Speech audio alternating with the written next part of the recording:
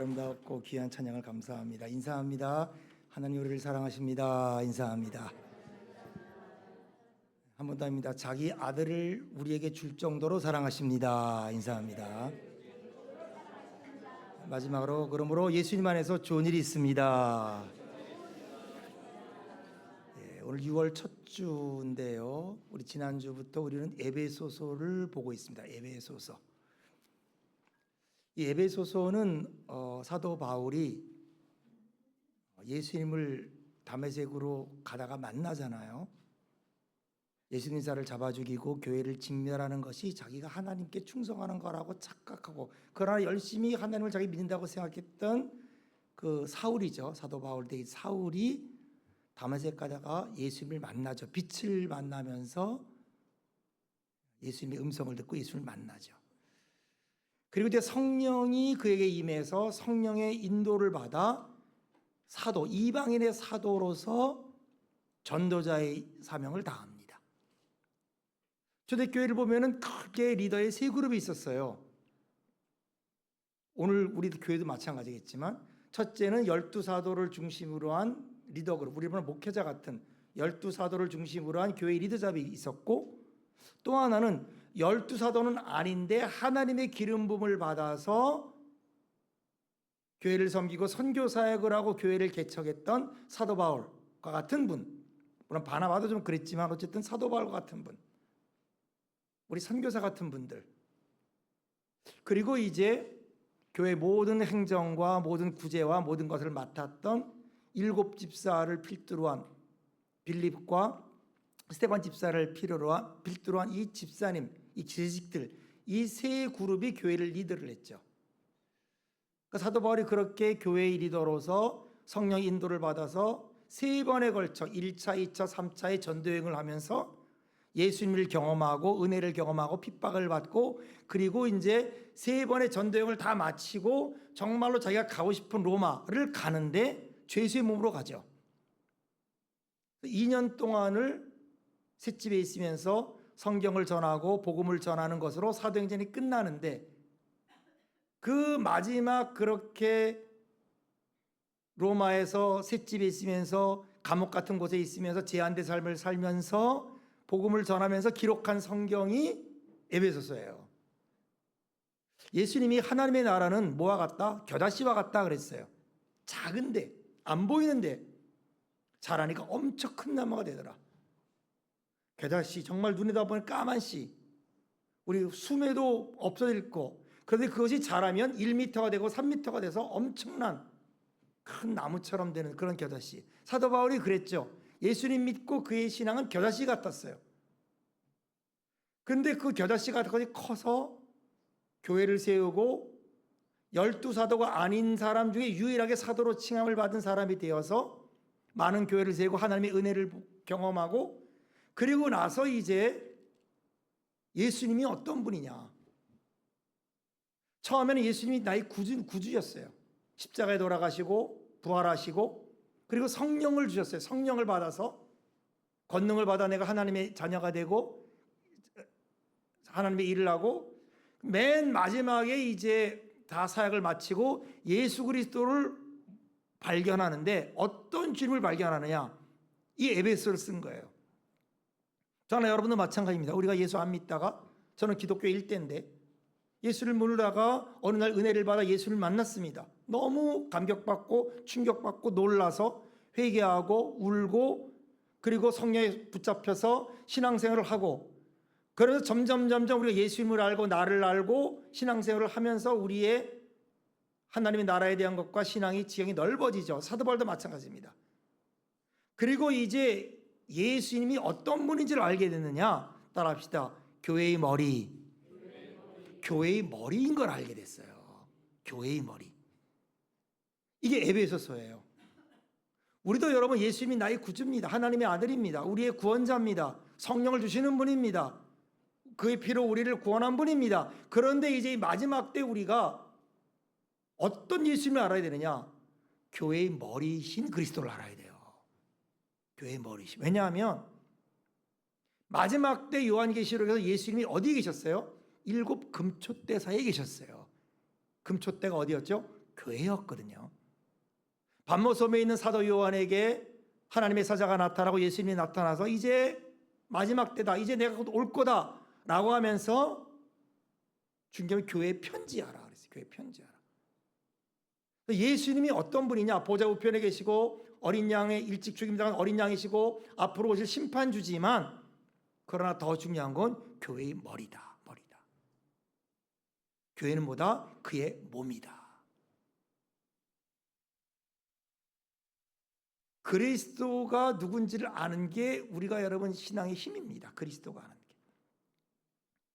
그래서 에베소서에 보면 1장 이 맨 마지막 22절 23절에 보면 이렇게 결론을 내립니다. 또 만물을 그의 발 아래 복종하게 하시고 그를, 예수 그리스도를, 그를 만물 위에 교회의 머리로 삼으셨다.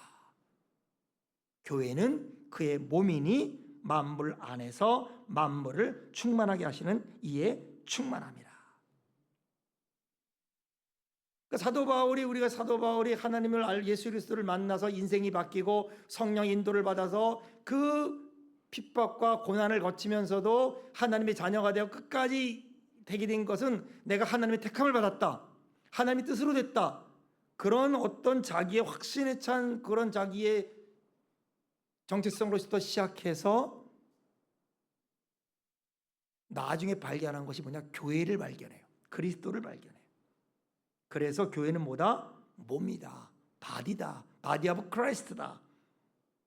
그럼 예수님은 누구신가? 교회가 몸이라고 할 때 우리는 그 몸을 이루는 지체라고 한다면 예수 그리스도는 누구신가? 바로 그 교회의 몸이, 교회의 머리다. 그리고 우리는 그 몸을 이루는 지체다. 우리가 교회 오는 건 뭡니까? 우리 각 지체로서 있다가 몸으로 들어오는 거예요. 몸 안에서 연합하는 거예요. 여러분, 권투 선수가 엄청 주먹이 센 거예요. 한 대 맞으면은 모든 사람 KO를 당하는데 이 손이 몸에서 떨어져 나면 어떻게 될까요? 그렇게 힘센 손이었는데 몸에서 떨어져 나가는 순간에 이 손은 어떻게 되죠? 썩어버리죠.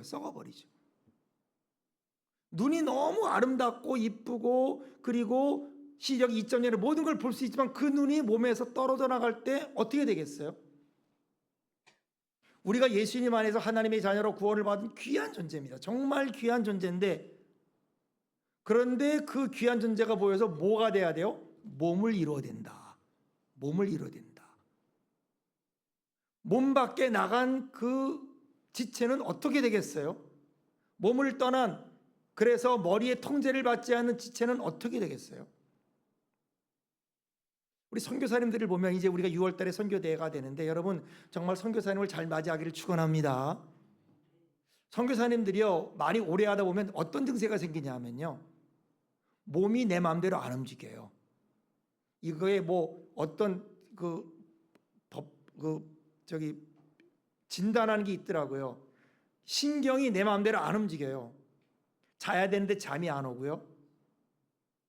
낮에는 내 뭘 해야 되는데 이게 몸이 내 마음대로 안 움직여. 내 통제를 받지 않아. 면역력도 떨어지고 이상한 존재가 돼버리는 거예요. 그만큼 다른 나라에서 다른 환경에서 살다 보니까 그 환경이 내 몸을 하나씩 이렇게 자꾸 갉아먹듯이 내 몸을 망가뜨려서 머리의 통제를 안 받는 거예요. 머리 통제를 몸이 안 받아요. 그래서 손하고 발하고 몸이 따로 놀아요. 내 몸 안에 있지만. 그러니까 우리가 여러분 마찬가지입니다. 우리가 이 그리스도를 제대로 못 믿으면 이 교회를, 저와 여러분이 교회에 왔잖아요. 예배드리라고 교회에 왔는데 이 교회가 뭐냐? 그리스도의 몸이다. 그러니까 우리는 그리스도의 몸으로 들어온 것이다. 몸 안에서 연합하게 서 온 것이다. 그러니 여러분 교회는 즐거운 거예요. 눈으로 보기에 외형적인 교회죠. 우리가 보기에 교회는 뭐냐? 장로교냐, 순복음교회냐, 뭐 침례교냐, 교파를 보고 목회자가 누구냐, 목사님이 누구냐, 그분이 어떤 분이냐, 그분의 설교는 어떠냐, 또 그 교회는 어떤 특징이 있냐, 뭐 이렇게 외형적인 것을 많이 보며 교회를 보지만은 사도 바울은 아닌 거예요. 교회는 뭐다? 그리스도의 몸이다. 그러므로 우리는 겸손의 사랑의 띠를 띠고 그리스도가 원하는 대로 움직이고 교회가 원하는 대로 그리스도를 따라가는 신부와 같은 그런 신앙생활을 해야 된다. 이게 에베소서예요. 그러니까 이런 생각으로 우리가 신앙생활하자는 것, 이런 생각으로 인생을 살자는 겁니다. 그럴 때 우리는 건강한 신앙생활, 그리고 진정한 하나님이 기뻐하는 신앙생활을 하게 될 것이고, 하나님이 그런 사람에게 따라합시다. 은혜와 평강, 하나님과 그리스도를 따라 은혜와 평강이 임하게 될 줄로 믿습니다. 이게 오늘 에베소서예요. 그래서 우리가 에베소를 공부하는 거예요. 지난주에는 이 세 개가 있었죠. 첫째는 사도 바울의 확신이 있었어요. 하나님의 뜻대로, 하나님의 뜻에 의해서 됐다. 하나님의 뜻에 의해서 내가 부름받았다. 그러므로 하나님의 뜻으로 부름받았으니 누가 나를 해하리요? 누가 나를 정죄하리요? 누가 나를 망가뜨리리요? 사망은 너희 쏘는 것이 어디 있느냐? 사망은 너희 이기는 것이 어디 있느냐? 그런 자기 확신을 얘기해서, 확신을. 두 번째는 그렇게 확신과 함께 이 교회의 성도들이라는 세 가지의 별명이 있었죠. 그렇게 하나님의 의리에서 모인 세 가지의 성도가 정체되어 있는데, 첫째는 뭐냐면은 saints, 거룩한 자다. 성인, 우리 성도라 그랬지만 사실은 성인, 성자. 부담스럽죠. 굉장히 우리는 아닌 것 같지만 어쨌든 구별된 자, 구별되고 거룩한 자다. 별명이에요. 믿든 안 믿든 우린 그런 주제니까 자꾸 우리가 그런 것을 받아들여야 돼요.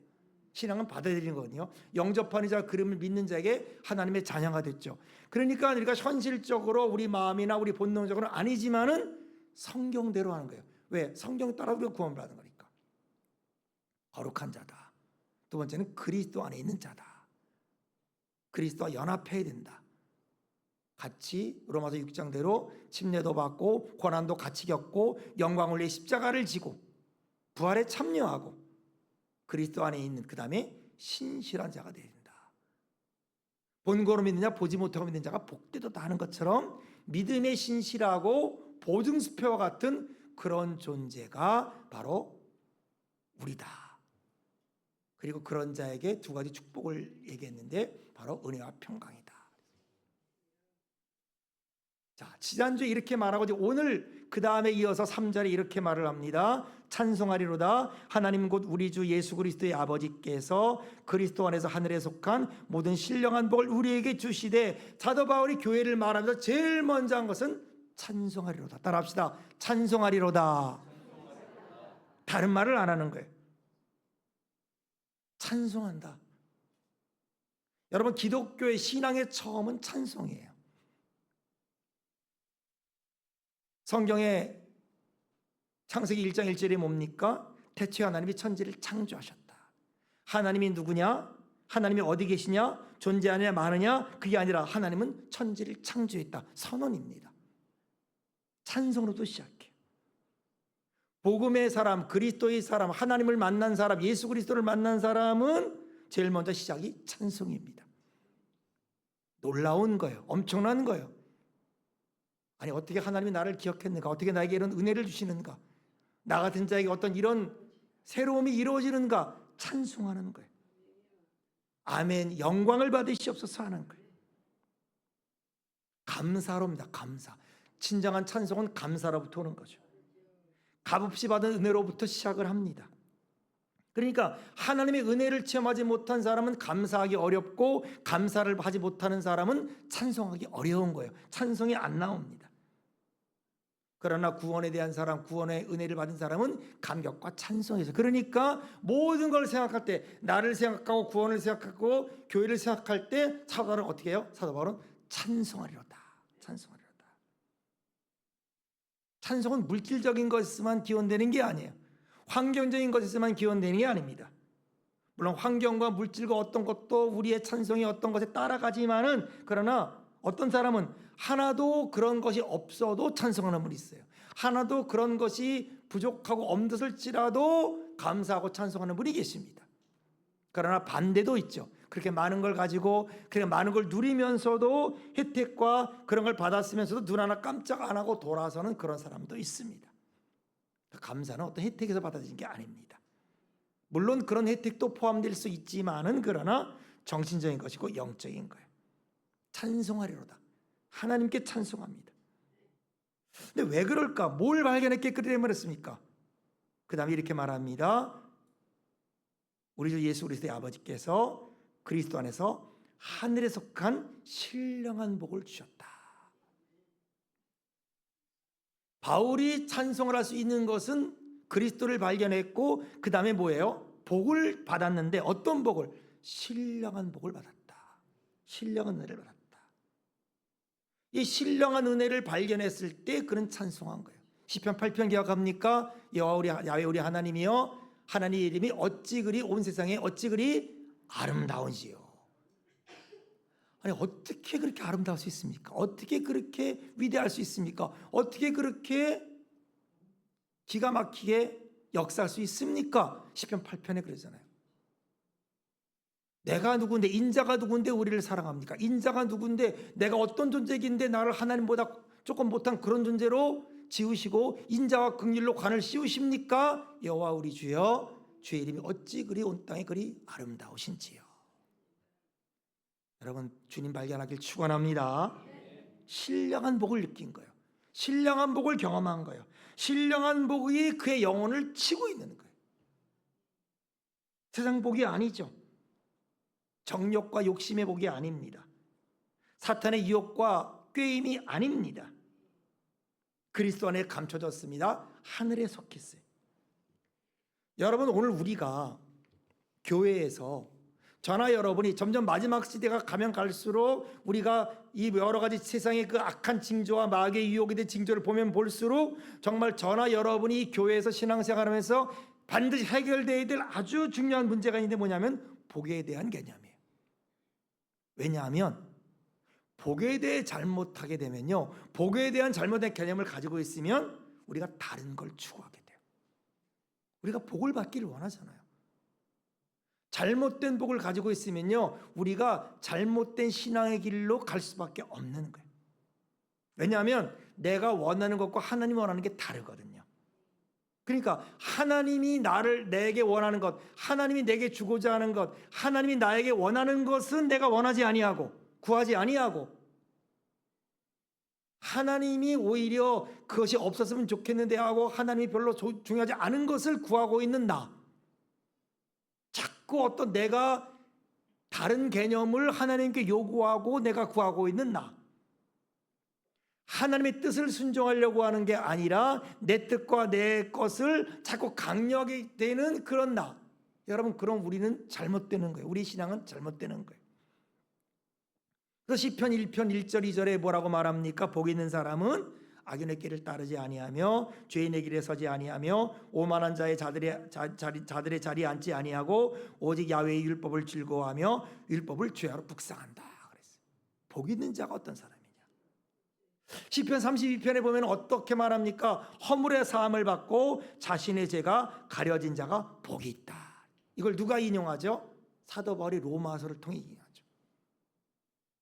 일을 하지 아니하고 의롭다함을 받은 자의 축복에 대해서 다윗이 말한 바 이러면서 시편 30편을 말하면서 허물의 사함을 받고 죄를 가리워지고 그 죄를 정죄하지 당하지 않을 자는 복이 있도다.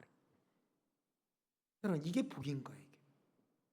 죄를 범하고 실수를 했는데 하나님이 용서를 해줘요. 이걸 은혜가 용서란 말이잖아요. 동에서 서가 먼 것처럼 우리 죄를 절로 옮겨요.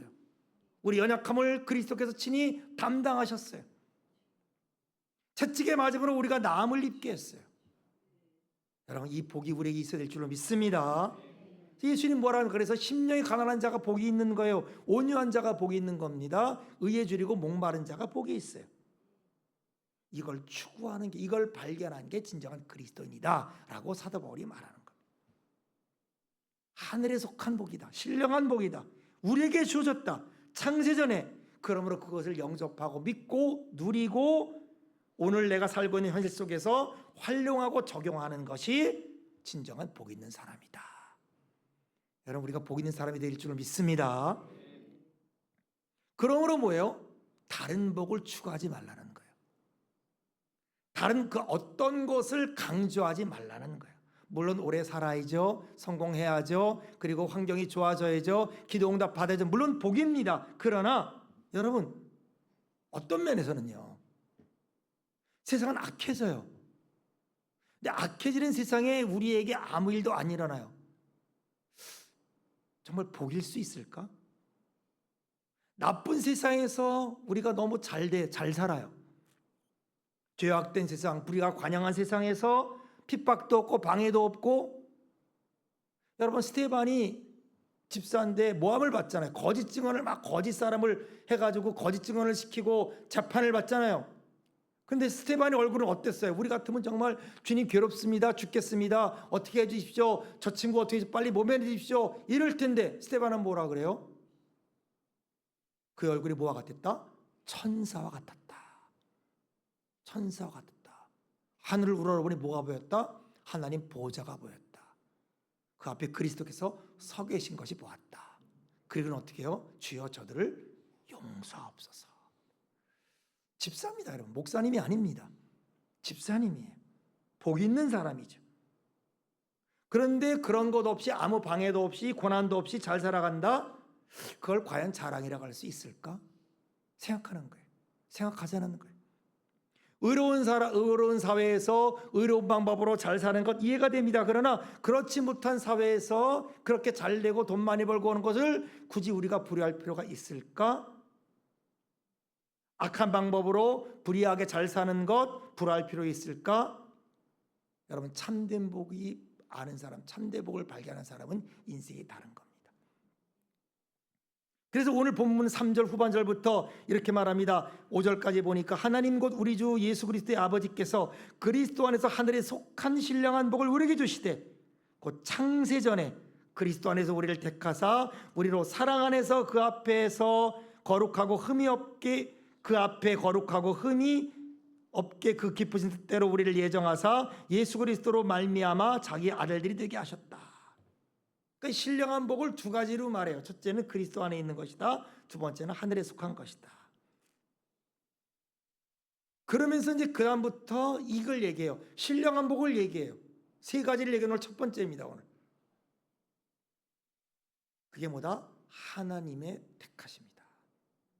하나님이 택하신 신령한 복. 그리고 이제 다음에 얘기했지만 그리스도의 대속.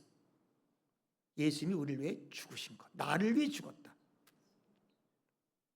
제가 미국에 있는 교회에서 이슬람권에 선교를 갔어요. 그래가지고 어떤 분이 복음을 전했어. 요한복음 3장 16절을 전했어요. 하나님이 이 세상을 이처럼 살아다 독생자를 주셨다. 그 독생자가 우리를 위해 죽었다. 우리를 위해 죽은 그 독생자를 믿으면 구원을 받는다. 이분이요 갑자기 막 펑펑 우는 거예요. 당황해가지고. 왜 그러냐 그랬더니 어떻게 하나님의 아들이 나를 위해 죽느냐? 어떻게 저럴 수 있느냐? 어떻게 이런 게 내가 어떻게 인제 그걸 알았느냐? 아니 내가 이런 복을 받느냐? 감히 계속 우시더라는 거예요. 그 무슬림이 그 말을 듣고 우리는 그 말 듣고 별로 눈물이 안 나오는데 신령한 복, 이 하나님의 택한 것, 이 선택, 그리고 예수 그리스도가 나를 위해 죽었다. 그의 대속. 엄청난 복이죠. 그리고 성령을 보증해줘요. 성령의 도장을 찍어주면서 우리에게 기업을 줘요. 이런 신령한 복. 오늘 그 중에 첫 번째입니다. 이 하나님의 택한 복. 하나님의 택하심이 은혜의 시작이죠. 우리가 요한복음 15장 잘 알다시피 너희가 나를 택한 게 아니라 내가 너를 택해서 세웠다 그랬어요. 자, 디모데후서 1장 9절에 이런 말이 있습니다. 하나님이 우리를 구원하사 거룩한 소명으로 부르심은 우리의 행위대로 하심이 아니요 오직 자기의 뜻과 영원 전부터 그리스도 예수 안에서 우리에게 주신 은혜대로 하심이라. 그러니까 이 선택, 하나님의 은혜의 결과입니다. 내가 예수 믿게 된 것 하나님의 선택입니다. 내가 깨닫든 못했든 간에 나를 사랑한 까닭입니다. 내가 열심을 갖게 된 것, 내가 주일날 모든 걸 뒤로하고 교회 나와 예배 드리는 것, 주님을 사랑하게 된 것, 내가 주님을 이렇게 봉사하고 싶은 것, 하나님의 은혜인 거예요. 그래서 성경은요, 창세기부터 요한계시록 계속 반복됩니다. 두려워 말라, 놀라지 마라, 너는 내 것이라. 내가 너를 지명하여 불렀다. 나는 너를 잊어버리지 않았다. 내 손바닥에 새겼다. 내 마음에 새겼다. 나는 잊어버리지 않는다. 부모가 자녀를 혹시 잊을지라도 나는 너를 잊지 않는다. 그러므로 두려워 말고 놀라지 말라. 나를 믿고 전진해라. 근데 문제는 뭐냐면 그렇게 하나님이 계속해서 내가 너를 사랑한다, 너를 불렀다 그러는데 그렇게 할 만큼 우리는 뭐냐? 안 믿어지는데요, 이러는 거예요. 그렇지 않은 것 같은데요. 하나님 못 믿겠는데요. 그러므로 내가 내 힘으로 살아야겠는데요. 내가 내 인생을 책임져야겠는데요. 내가 나를 책임지지 않으면 누구도 나를 도와주지 않는데요. 이러고 인생은 버티고 하나님과 평행선을 걷는 거예요. 하나님도 졸 수 있고 주물지도 있고 보니까 하나님 안 계시는 것 같고, 하나님 나 같은 사람 잊어버리겠지 뭐 생각하겠습니까? 이런 걸 반복하는 거예요. 그래서 오늘 뭐라 그래요? 창세전부터 그리스도 안에서 우리를 택하사 우리로 사랑 안에서 그 앞에 거룩하고 흠이 없게 하려고 했다. 이게 얼마나 믿어지냐 이 말이에요. 이 말이 얼마나 내 가슴을 때리냐 그런 말입니다. 이 말에 대한 감격이 우리에게 얼마나 있느냐 그런 말이에요. 잘 안 믿어져요 사실은. 다른 때는 안 보여져요. 그런데 예수 그리스도를 만나면 그게 보여져요. 예수 그리스도를 만나면 그것이 정말 우리에게 다가오게 돼요. 예수님을 만나기 전에는 이것이 여러분 지적 동의는 들지만은 그것이 내 마음을 때리지는 못해요. 그것이 내게 정말 진리가 되지 못해요. 그러나 예수님을 만나면 이해가 돼요. 예수님을 경험하면 내 인생이 해석이 돼요. 왜 내가 이렇게 아픈가? 내가 왜 이렇게 고난이 많냐? 옛날에 내게 왜 이런 일이 있었는가? 왜 내 인생에서 이런 일이 있었는가? 내 과거를 돌아볼 때 그 모든 것들이 기계묘묘한 하나님의 손길이었다는 걸 깨닫게 됩니다. 그때 우리는 뭐 어떤 고백을 해요? 내가 하나님 몰랐을 때 정말 주님 나를 사랑하셨군요. 내가 교회를 다니지 않고 내가 신앙 고백을 안 했어도 정말 주님은 나를 눈동자로 인도하시고 하나하나 지켜주셨군요. 내가 교회 안 다니고 찬송 안 했어도 하나님이 나와 함께 하셨군요. 찬송하게 되는 줄로 믿습니다. 왜 그랬느냐? 그 목적이 뭐냐? 거룩하고 흠이 없게 하려고. 우리는 흠이 많아요. 기스라 그래가지고 기스가 많이 나 있어요 우리 인생에. 우리 마음이 멀쩡한 것 같아도 우리 마음에 스크래치가 많이 나 있어요. 상처가 있고 수치로운 게 많아요. 땅에 묻고 싶은 부분이 잘 많습니다. 다시 시작해보고 싶은 게 얼마나 많은지 몰라요. 다른 사람들에게 말로 할 수 없는 부끄러운 게 얼마나 많은지 모릅니다. 그러나 그렇을지라도 우리를 흠이 없게 하려고, 거룩하게 하려고, 우리 죄가 주영 같을지라도 양털같이 깨끗이 하려고, 눈과 같이 씻게 하려고. 그래서 그리스도 안에 있으면 새로운 피조물이 되는 거예요. 하나님의 뜻입니다. 하나님의 섭리입니다. 왜 우리를 거룩하고 흠이 없게 하려고 합니까? 그래야 하나님과 교제가 돼요. 하나님은 거룩한 분입니다. 하나님은 흠이 없는 분입니다. 우리가 거룩하지 않고 흠이 있는 상태로 하나님이 교제할 수 없어요. 죄가 가려웠다 그러잖아요. 너희 죄를 하나님이 너희 기도를 듣지 못함도 아니고 하나님이 능력이 없음도 아닌데 너희 안에 뭐가 많다? 죄가 많아서 하나님과 우리 사이를 가린다. 하나님과 우리 사이를 막는다. 그러므로 어떻게 해요? 우리를 거룩하고 흠이 없게 해서 하나님과 동행하게 하려고, 하나님 보좌로 담대히 나가게 하려고, 그렇게 하나님이 하는 거예요.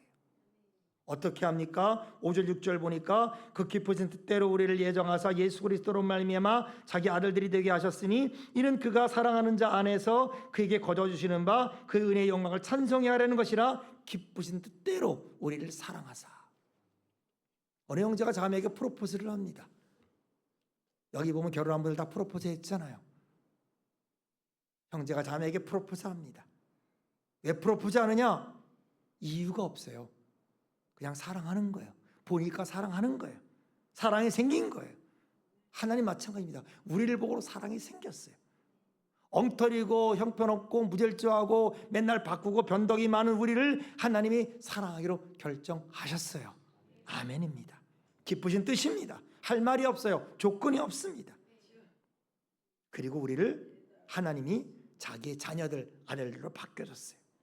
그리고는 그 영광을 찬미하게 하려는 것이라. 그러니 여러분, 우리가 내 인생을 내가 결정하고 내가 미래를 선택하면 얼마나 내 인생이 힘들겠어요. 부담되고 걱정이 되겠어요. 그러나 하나님이 나를 불렀다. 하나님이 나를 선택했다. 하나님이 나를 인도한다. 하나님이 나를 사랑한다. 내 인생의 알파 오메가가 돼서 내 인생을 인도한다. 얼마나 안심이 되겠습니까? 이게 은혜고 이게 평강이에요. 두렵고 불안한 인생을 살아야겠습니까? 아니면 하나님이 베풀어 주시고 경영하시고 인도하는 그 사랑을 믿고 고백하면서 안심하고 그분을 의지해서 살아야 되겠습니까? 오늘 사도 바울은 우리에게 편지하는 거예요. 이거를 깨달을 때 사도 바울은 소리를 지르는 거예요. 찬송하리로다. 찬송하리로다. 신령한 복을 외칩니다. 여러분, 하나님 믿으시길 축원합니다. 의지하기를 축원합니다. 그분의 선택대로 안전한 인도와 안내를 받기를 바랍니다. 거부하지 마시고 기도하시고 물어보세요. 하나님께 여쭤보세요. 용기를 얻고 그럴 때 하나님의 은혜가 평강이 우리 가운데 인도될 줄로 믿습니다. 기도합니다. 하나님이 택하신 신령한 은혜와 하나님이 주신 이 복을 우리가 누리도록 도와주옵소서. 하나님을 믿고 하나님을 의지하게 하여 주옵소서. 안내와 인도를 받게 하여 주옵소서. 기도하고 여쭤보게 하여 주옵소서. 하나님이 기쁘실 대로 우리를 사랑 안에서 거룩하고 흠이 없게 하려고 우리를 택한 이 창세전부터 택한 이 하늘의 신령한 복을 발견하고 찬송하며 예배하게 하여 주옵소서. 오늘 아버지 성찬을 합니다. 예수의 피를 먹고 마십니다. 그 은혜가 우리 가운데 있게 하여 주시고 우리 피에 흐르게 하시고 우리 살에 흐르게 하여 주옵소서. 예수님의 이름으로 축복하고 기도합나이다. 아멘.